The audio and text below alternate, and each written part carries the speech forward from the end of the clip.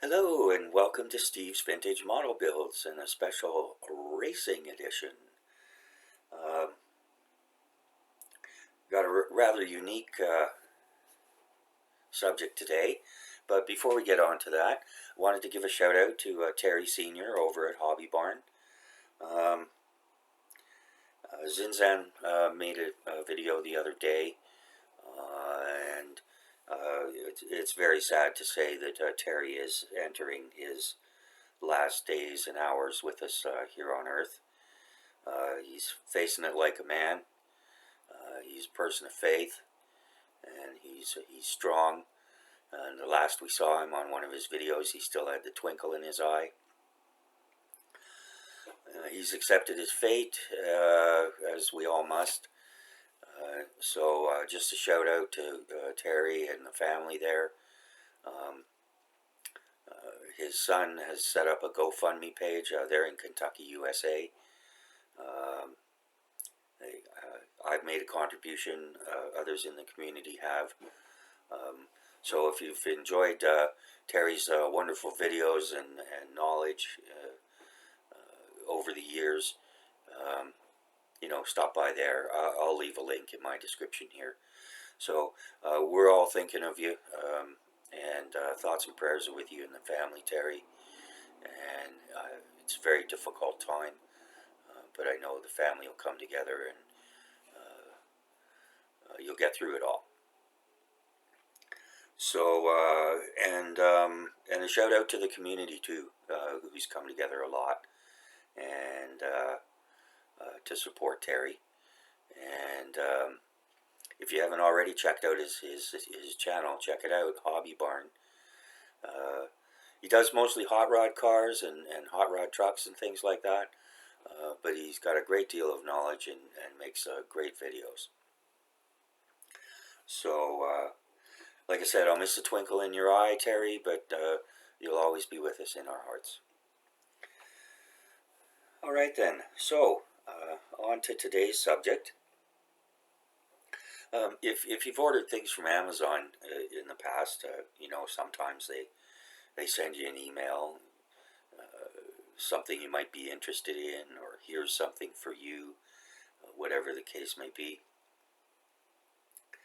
And I got one of those last week. Excuse me. And I think it was for the 1965 Honda Mexico Grand-Prix winning car. And a nice little F-1 car, but it was I think it was about $45. And I kind of looked at it, and I looked at one of the build videos, and it was just the build, no paint, just put it together, put the decals on, and it didn't really impress me. It was a Tamiya kit. I still might get it at a future date, but it didn't really turn me on. But anyways, so when I clicked on it, and it takes you to Amazon, they also include other things underneath, things that are bought together or other things that might interest you. And then I saw one there, and it was only $29. I'm talking Canadian dollars here, as always. It was only $29. And as soon as I saw it, I went, oh, yeah, I want that. And so, without further ado, here it is. The Tamiya Tyrrell P34 1977 Monaco GP 120 scale Formula One six-wheeler. The only six-wheeler to ever compete in F1, although a couple of other manufacturers dabbled with them, with concept cars and so on and so forth. But Tyrrell were the only ones that took it to the actual race course. And yeah, I mean, not only is it blue, which is my favorite color, but yeah, it's a six-wheeler, and you get nice profile pictures here, and looks like something out of the Thunderbirds or the Transformers. And there we go again. You get two options for Depalier or Peterson. The Peterson model was, they redesigned it a little bit because he was taller. We'll get into that in a little bit. So yeah, so it's blue, it's cool, and so I got it. So here we go. As I said, it's a 120 scale, part of the Grand-Prix collection. Highly detailed static display model, complete engine detail, slick racing tires, driver figure included. Very nice. Tamiya catalog number 20053. And this was tooled in 1973. And I think the box is from the 80s, I'm not sure.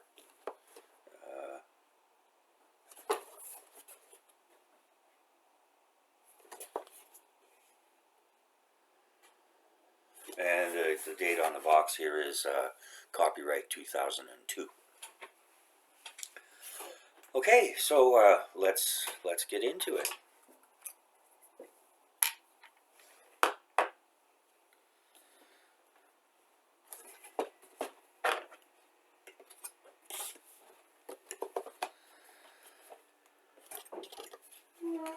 No plastic here, no plastic wrap, just tape.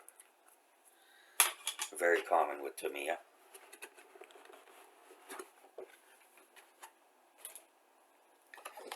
Get the instructions.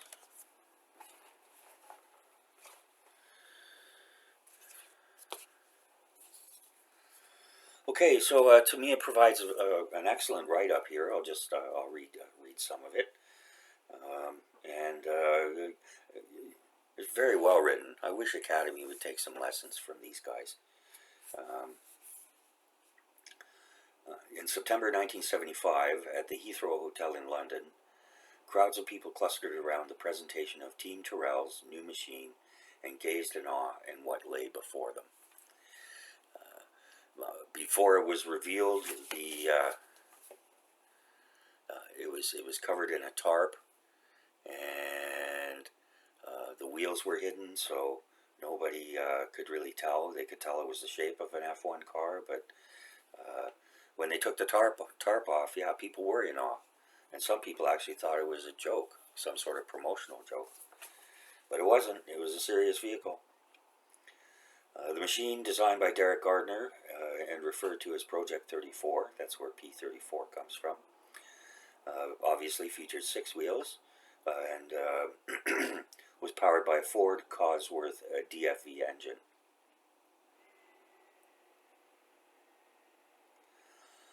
As the 2 front wheels on an F1 machine became sources of lift and drag, the concept of the Tyrrell P34 was to employ 4 small front tires for heightened aerodynamic performance.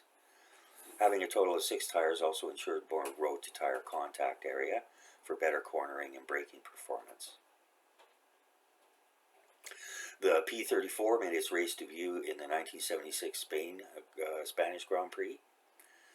Drivers J. Schechter and P. Depalier took a 1-2 finish at the Swedish Grand Prix that year.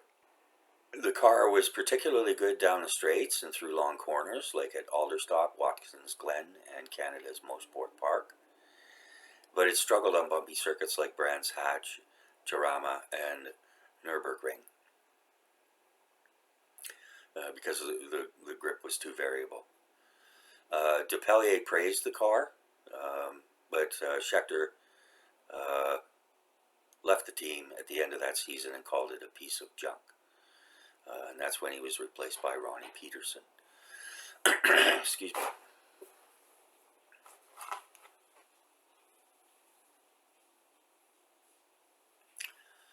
So it raced in the 1976 and 1977 seasons, but the redesign for Peterson with the redesign for Peterson, they lost some of the advantages, and by 1978, Tyrrell had abandoned the concept. So, but it did have some success. As I said, they've Scheckter and Depailler finished 1-2 at the Swedish Grand-Prix. Scheckter ended up taking third place in the driver's standings, and the Tyrrell team took third place in the constructor's standings. The 1977 season marked a change in drivers, as I said, from Scheckter to Ronnie Peterson, as well as a change in the main sponsor from ELF to First National City Bank.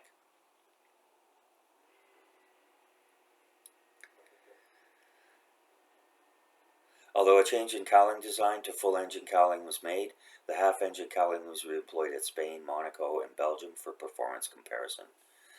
Despite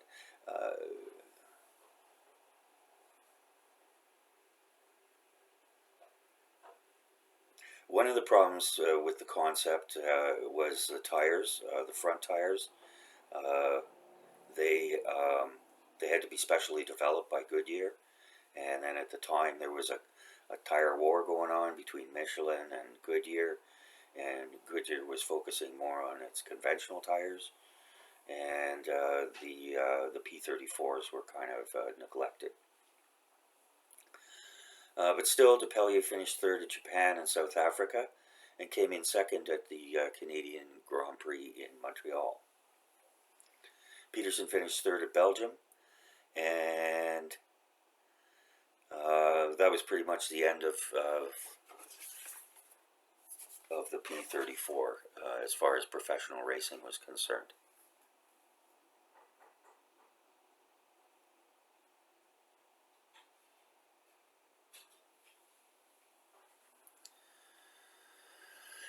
Peterson's P34B was wider and heavier, and he did bring some promising results, as did Depailler, but it was clear by after 1976 the car wasn't as good as before. Tyrrell team blamed the problems on the increased weight, which was now 190 pounds over the F1 minimum, and that put more strain on the brakes, made it struggle through the corners. As I said, there were other problems with the Goodyear tires, and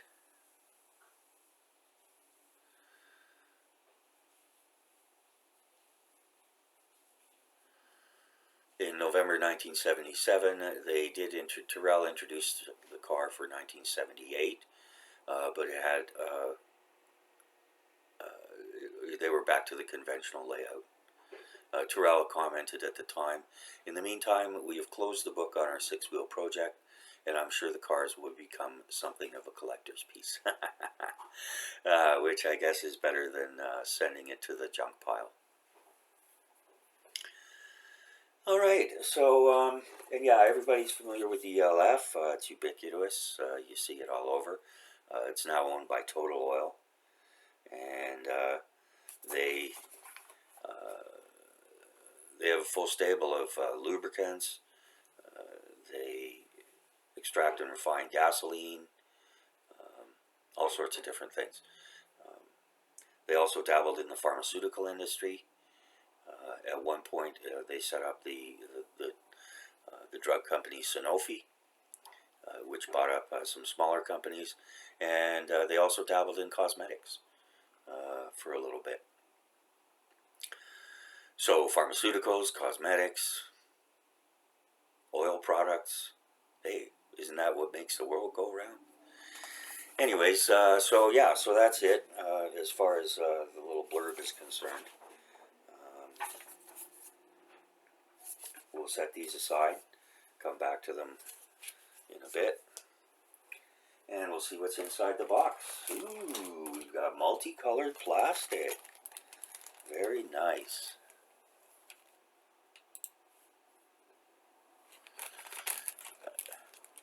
This looks like the car body, and so we'll get into this. And for Tamiya, I've learned to pause the video so I can remove the Hotchkiss fasteners, otherwise known as staples. don't have to struggle. You don't have to watch me struggling with those. Okay, and so here we've got the car body. Yeah, nice color of blue. Very nice. I was thinking about this last night. Excuse me. And I'm half inclined just to put it together as it is, in the colors that it is. But early days yet. All right, and then we've got the cockpit, or the driver's seat tub, whatever it's called in F1 racing. The fairing sides, streamlined sides, part of the base, chassis, da-da-da-da.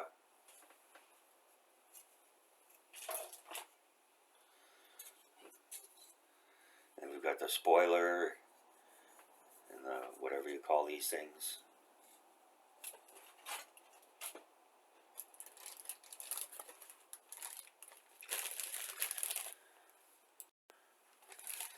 Alright, yeah, and it looks like we've got for two different cars. One for Peterson, one for DePallier. I think I'm going to do the DePallier version, but we'll take a look at that. And yeah, all the parts. Oh, and I should say, there's no flash here whatsoever. Absolutely not. It's perfect. And so, very nice. And then we've got some chrome parts. These aren't as flashy as you get with the AMT or other model car kits. You know, the hot rod types. And I haven't had a lot of success stripping down the chrome and repainting it. So again, I might just use this as is.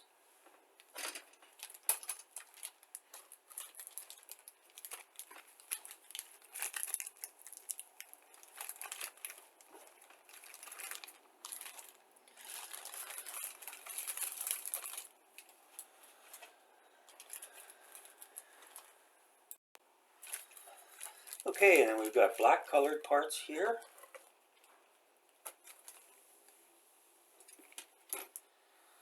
Looks like the wheel hubs, suspension, looks like the driver's roll cage, two different ones.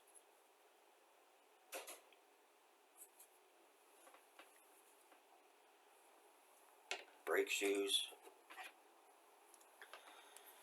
And here we've got more tire hubs. Again, everything looks perfect. There's no flash. We've got a couple different radiators here. Geez, I'm going to have to... Oh, shucks. I just broke something.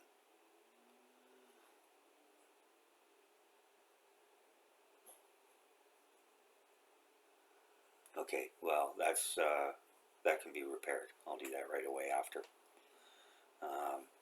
Yeah, that's unfortunate. Clumsy fingers, Steve. Clumsy fingers. Aye.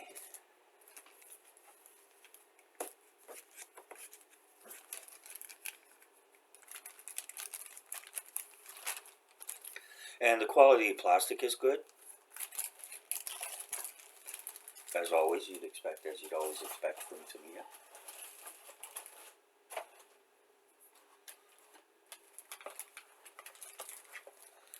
Got some more chrome pieces here. Try not to break anything, Steve. Again, no flash on the chrome, no flash anywhere. Beautifully done.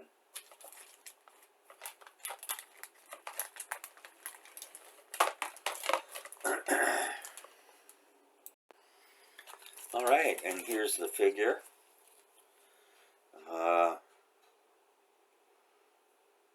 Tiny bit of flash here, some seam marks, but nothing out of the ordinary. Nicely detailed suit, safety harness.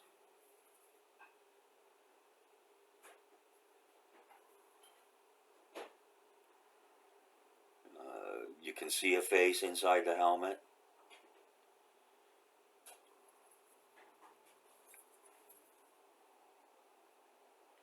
So yeah, that's very nice as well. Definitely paint the figure up.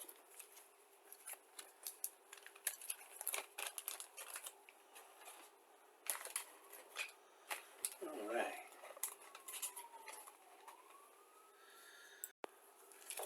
All right, and here are the engine parts.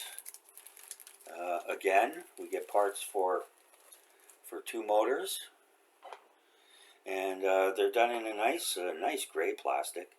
They're not chrome. They're just kind of a metallic gray. So that's nice.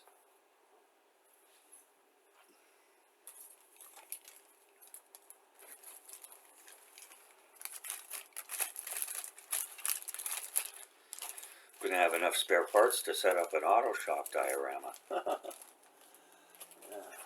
Go. Okay, and now we got tires here. They're rubber or vinyl. Very nice, nicely done. Got some spacers here. These are the front tires, obviously. And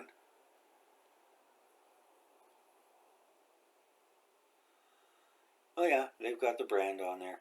Yeah, so that's good.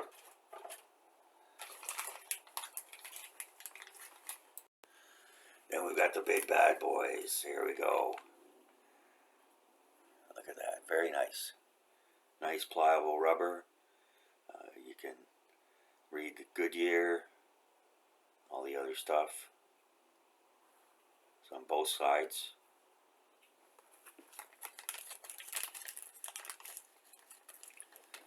And they've also got vinyl tubing for the motor, which is a very nice touch.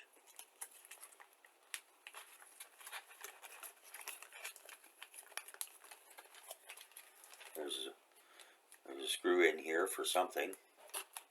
I guess we'll discover what that's for.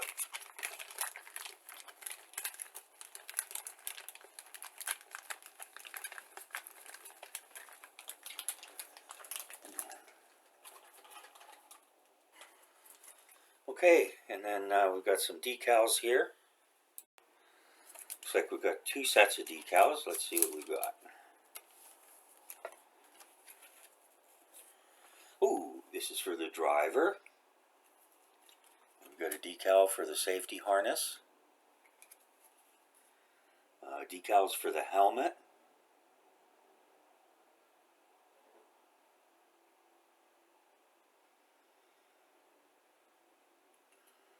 So nice detail there. And then we've got the main body decaling, the ELF numbers, Goodyear, First National City, traveler's checks, got the driver names, DePallier, Peterson, various different da-da-da-da. Typical Tamiya.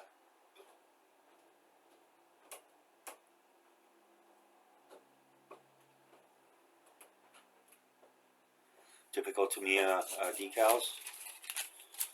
Might need to use some softener on those.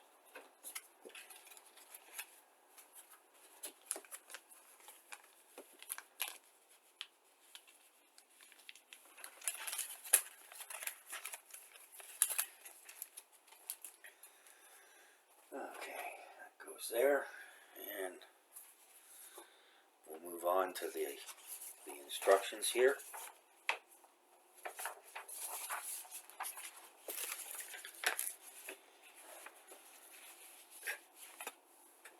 Out of the way. Yeah, you've seen this on my bench. This came from do-it-yourself COVID tests, and it's really handy. I use it a lot for painting stuff.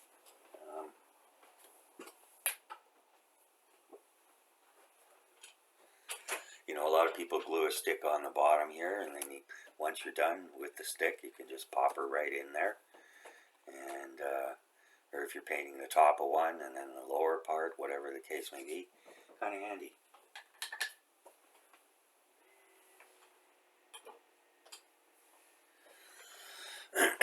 Excuse me. Alright, so we've got the grease monkey in the military models. We've got a soldier, but here's the grease monkey or grease jockey. It's not nice to call people monkeys. It's offensive to monkeys. And, you know, it's a read carefully, da-da-da-da, blah, blah, blah, blah. They give you the tools. I didn't see any tech tips here, but whatever. Anyways, then they give you the paints needed. Of course, all Tamiya paints.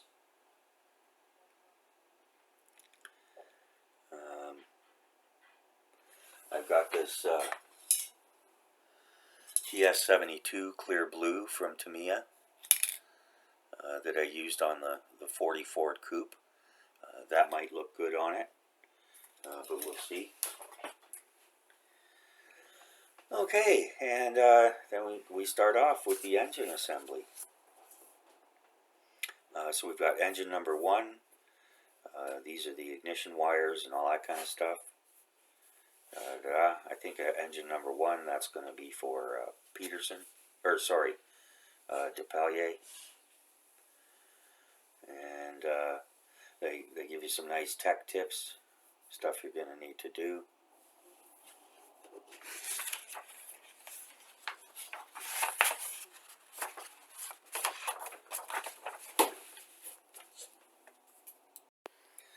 Sorry about that, little interruption from the cat. Okay, and then we've got engine assembly number 2. And then we've got the brakes. Putting in the motor.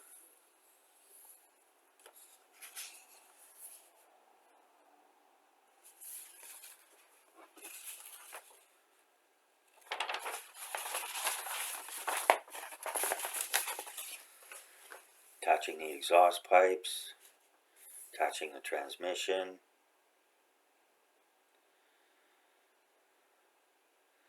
show you where to do the vinyl tubing,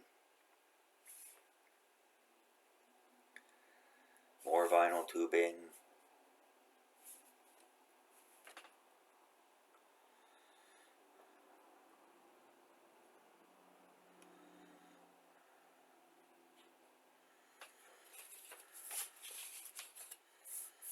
underside of the chassis, the base, pedals,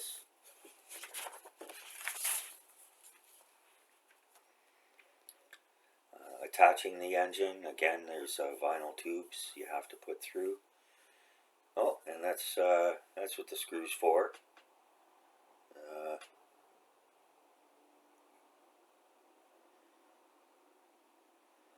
The screw attaches the motor to the back of the driver's tub.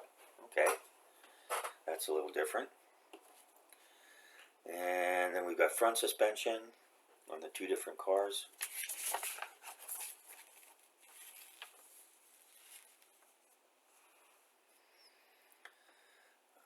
Attaching the suspension shows you where you need to make some holes.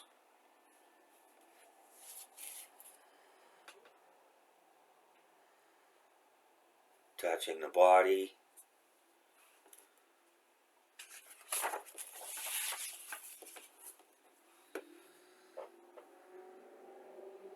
Driver's tub. Steering wheel. Instruments and decals.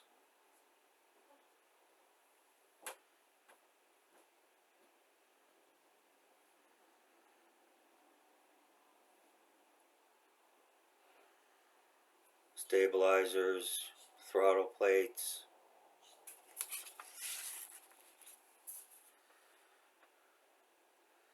rear wings,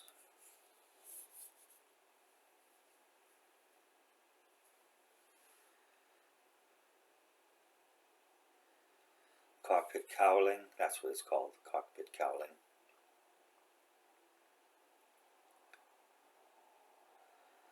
And they have a note here about car number 3. Oh, that's right. There's car number 3 and car number 4. There's 2 cars. one is number 3, one is number 4. Depalier's is number 3. And then lastly, we have the wheel assemblies. Looks like the wheels are designed to turn.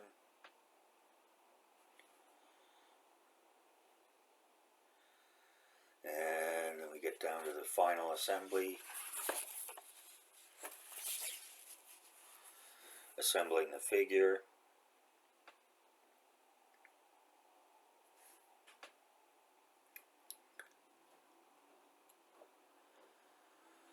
Looks like Depalier's has a visor. Number 4 car doesn't. And then we have the decals for car number 3 and car number 4.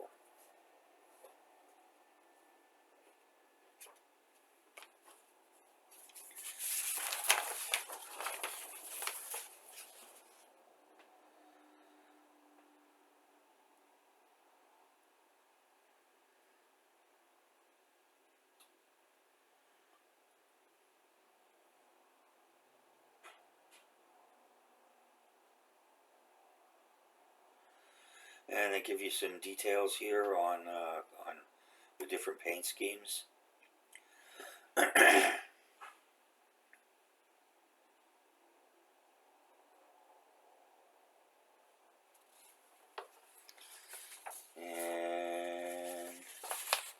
hold on then.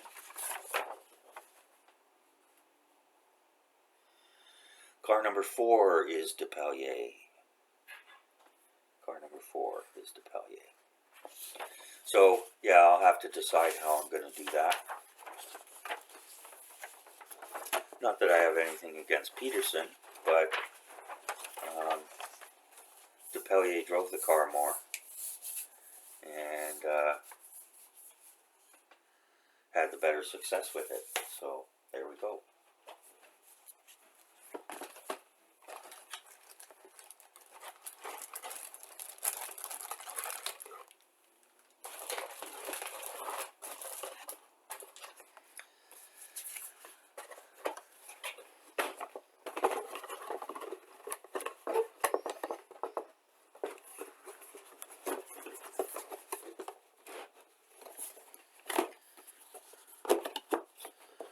Okay, so unique vehicle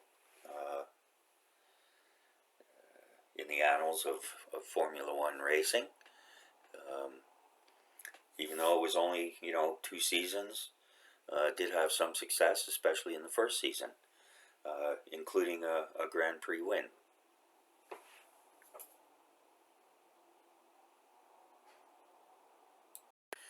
Alright, so now we come down to ratings time. And I'll put up a card. Sometimes they come up, sometimes they don't. I hope it will come up. I don't know why they don't. It's a simple thing. Sometimes I struggle with simple things. In any case, yeah, so it's a 12-point scale. 10 standard points, 2 for packaging, 2 for sprues, 3 for parts, and 3 for instructions. A quarter-point bonus is available for each category for any wow factors. And up to 1 full bonus point for value. And I consider value not just to be the base cost of the kit, but also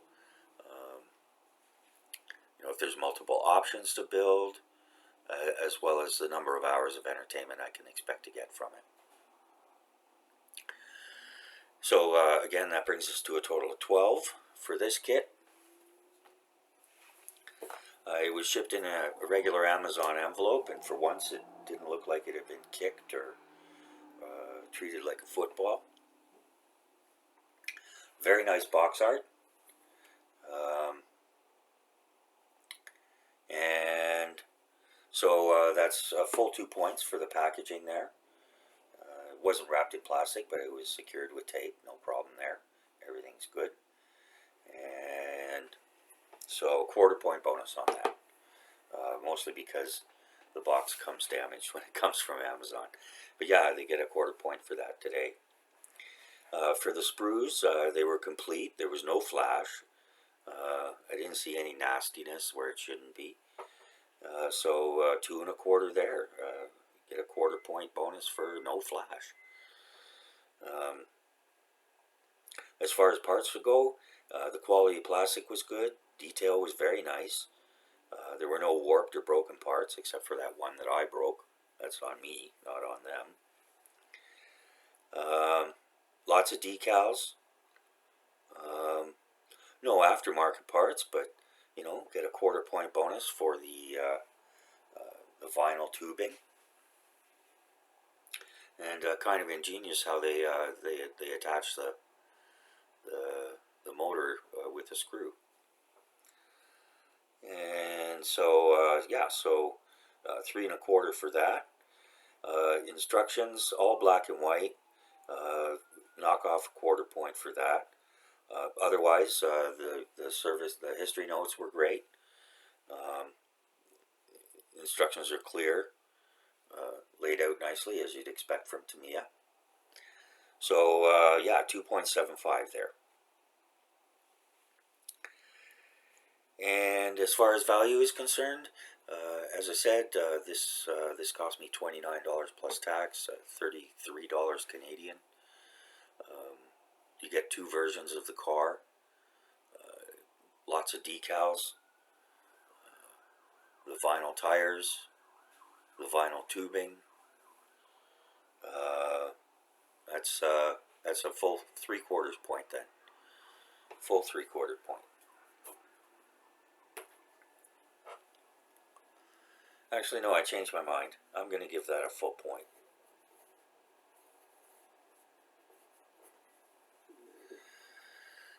Full point for value there. For under $35, you're going to get a lot of enjoyment out of this. Whether you paint it or not. Plus, you get the figure. Excuse me. So that brings us to a total of 11.5 out of 12. I think that's one of the highest ratings I've given. It's a tie at least. No, nothing has received a 12 yet.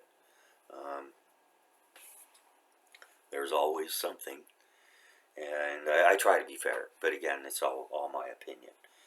Okay, so that's it for today's video, and I hope you've enjoyed it. Thanks again to everyone who stops in. About 374 subscribers now. Thank you all. Appreciate your time.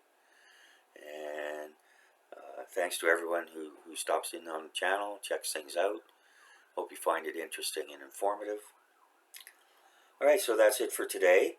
And we'll see you next time. Probably with some update videos.